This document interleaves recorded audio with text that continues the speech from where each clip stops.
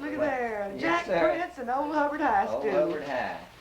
Jack lived right across the school. Yeah, I live right across the street from me. That way I could sleep 5 minutes before the tardy bell and still make it. Oh, Brings back a lot of memories. what kind of memories? Oh, I don't know, the playing football on the school grounds, and, watching Jack Wiley walk the fire escape with a parasol one day. His aunt came by and yelled at him and said, "Jack Wiley, what are you doing?" And he says, "I'm studying for a test." That was a real wrecking crew back in those days. Who all did you run around with? Oh, I ran around with Joe Frank Bell and James Anderson, and anybody that had anything to do with it. And in later years, of course, after the war, Bill Powell came back to Hubbard, and that's probably the worst thing that ever happened to me. because you married his sister, or just because no, he got that you was in trouble? that was the best thing. The bad thing was just having to put up with Powell all the years. He got one redeeming feature though, and that's the wife. That's right. But I noticed you came over early this morning to see him. Oh, well, yeah, I know, but I had to do that to keep him in line. Did he corrupt you? Did he what? Corrupt you? Yeah. Well, it was a Mutual joint effort. Now this is Bruce coming in on this. Yeah, this is me. Yeah, This is Catherine. I try to cipher out all the stuff that's good and all the stuff that's bad, because it can get on you if you're not careful. Well, that's right, and he had been. Ask old Bruce how the Aggies did it. It's a win. That's right. It's a all win, the way. a That's big right. win for the Ags And against Houston at that. against Houston in the dome. Yay, Aggies. Number 2 in 12 years. I noticed this paper didn't give The much to reason it. that we're talking Well, like they this just is about that carried we've over got that an bunch. Aggie over here Yeah. and an Aggie over here Well, you know and an Aggie leaving the room. That's right. Well, as they say, it said Aggies are good guys. You just don't want to ever let them get in a group together. Yeah, that's right. That's what those Texas exes say. They're the craziest bunch of guys you ever saw. I worked for a Texas ex. He's a Yeah. pharmacist, you know. Yeah. And he hates A&M with a purple passion, and everybody connected with him. Says Yeah. they're all crazy. Says he's stupid, doesn't he, Marilyn? Yes, and I think he's stupid for thinking they're stupid. That's right. Jack, you remember when it must have been about 1949 that we went up to Pine Bluff, Arkansas, and picked up Gene LaMerle, and then went on Boy, do I. to the Arkansas The game. wildest trip I ever took in my life. Tex Thornton, one of the Yale leaders, was driving drove my car through one part of that trip, and remember sideswiped A bus. It was a bus. That's right. And took the handle off your door. Yeah, didn't we you? had to get out and go around to open it. Back in those days, it was hard to even get money for gas together, much less get the car fixed. Oh, we had a good trip though. That was good a trip. lot of fun. Yeah. But Yeah, do you that was- remember why? Now this is why I hate Arkansas worse than any team in the Southwest. When I had started to leave the stadium that afternoon after the game, back then, you know, we all wore suits and we wore our little hats and we wore our little high heels and we were really dressed Well, up. ladies and gentlemen. Okay, one of those dang hog drunks up there threw his drink, which had a little whiskey in it, out over the top of the stadium, and I'm walking down below. And I had to come all the way back to Hubbard smelling like sot. You remember that? Yeah, I remember that. That's right. Boy, that was some trip. Oh gosh, but And not only that, we lost the game. did we really? I didn't remember that. Badly. Well, that's okay. We'll clean up on them this year. That's exactly how we did. Do they play, Thank you, Jack. This is Dolores Vaughn. Does this have sound? You bet. And this is Betty Vaughn. Our parents were good friends, and we were always good friends. We always loved each other. Here in Hubbard. Give us a little background of what's happened to you since you left Hubbard.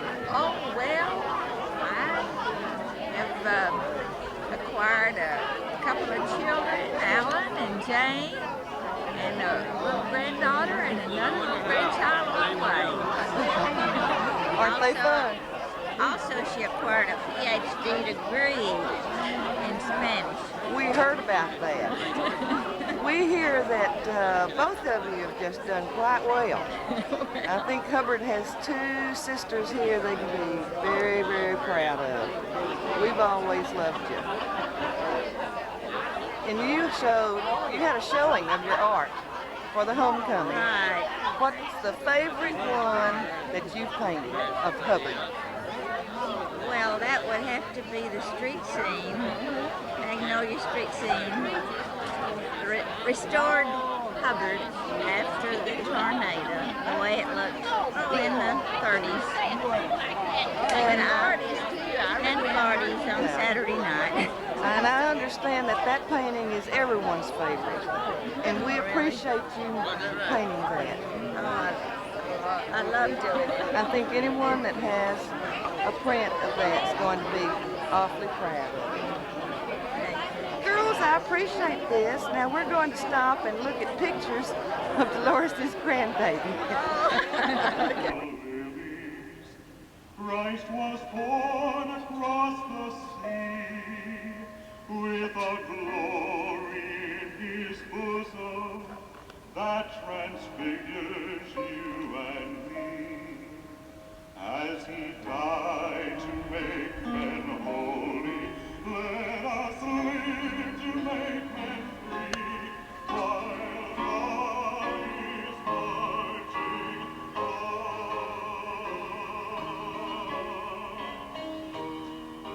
Glory, glory, hallelujah. Glory, glory, hallelujah. Glory, glory, hallelujah. Our God is marching on.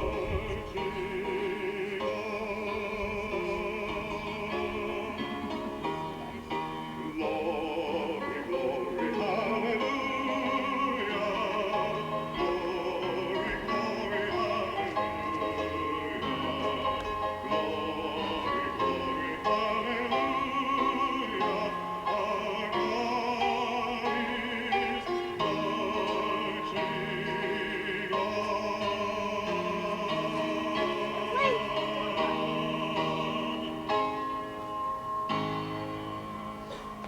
Our God is marching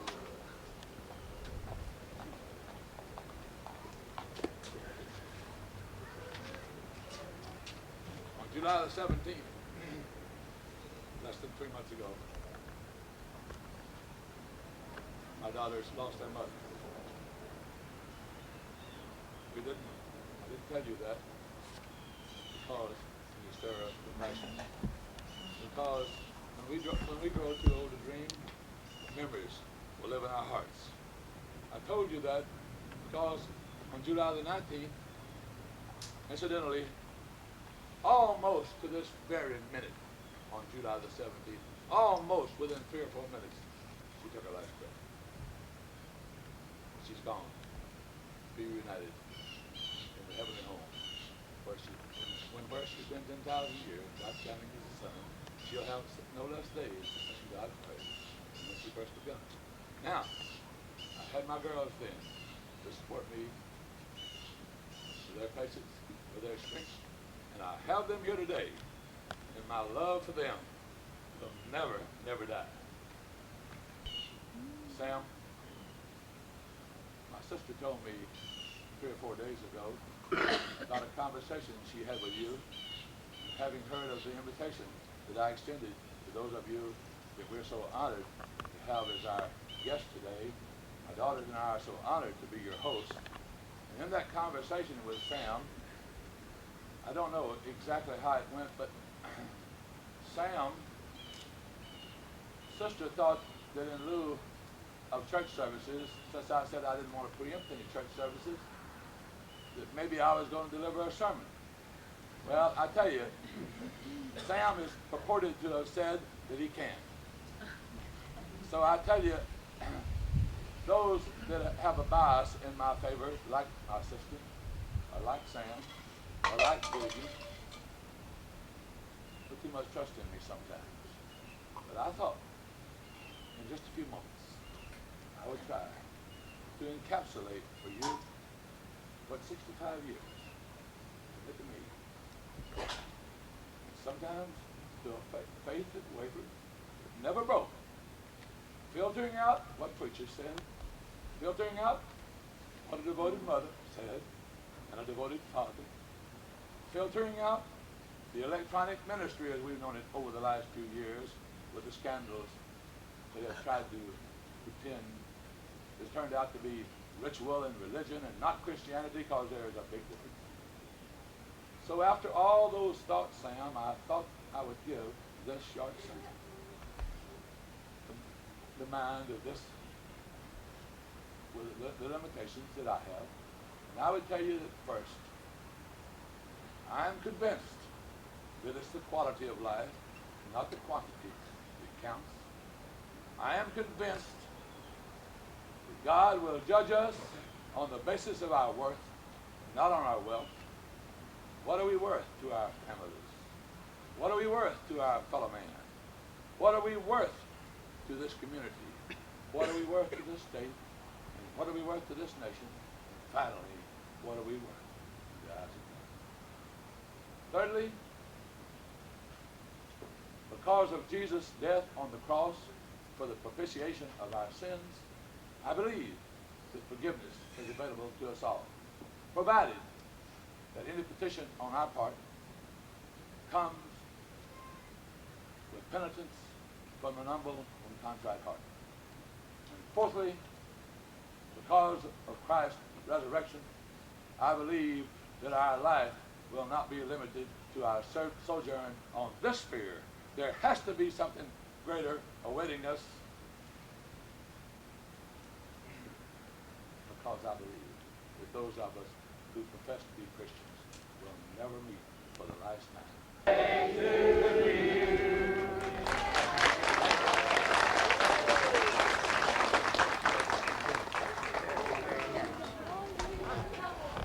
Okay, Bill, play the music for the third.